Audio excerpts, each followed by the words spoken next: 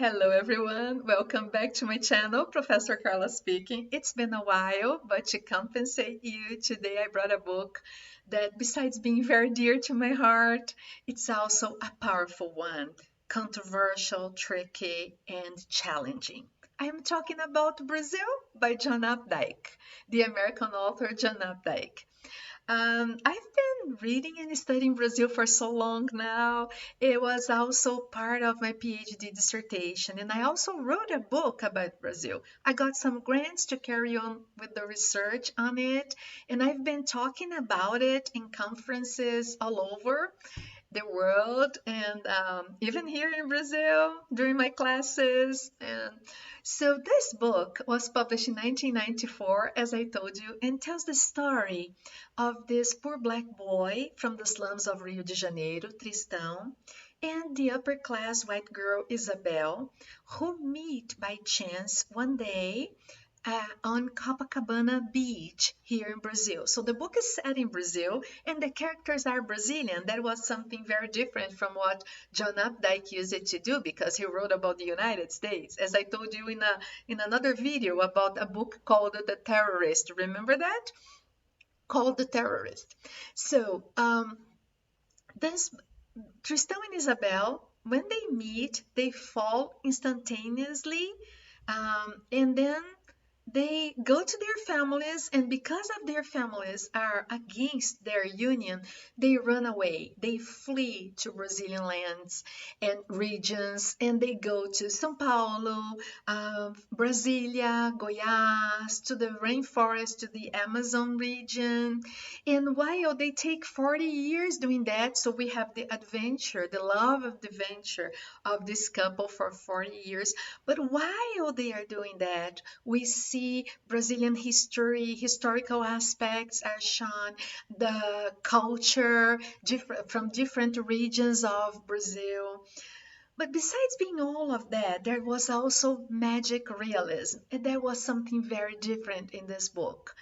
How does it work in there, Carla?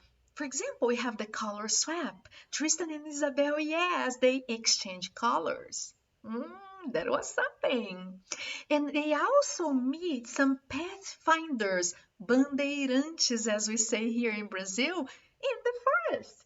But they are people from the colonial times who came to Brazil to colonize the country. So there are so many things. It is something for us Brazilians as Macunaíma. That's a book by Mário de Andrade, another author from modernism.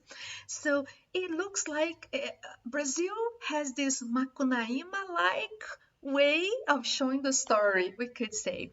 Okay, so the reception of this book was very controversial. Neither Brazilians nor Americans enjoyed it so much.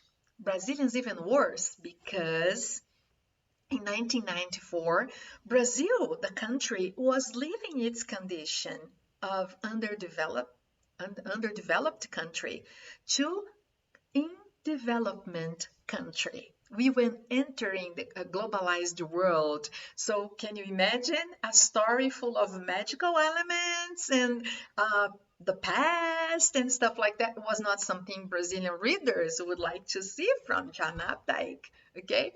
But anyways, the book is like so demanding because to fully understand it, I would say that we should consider the sources Updike said that he used it to read, to compose the book, such as Gilberto Freire's ideas on miscegenation, Da Cunha's ideas about two Brazils inside Brazil, and the books he read as Machado de Assis and Lima Barreto, for example. Those are elements that help us to understand.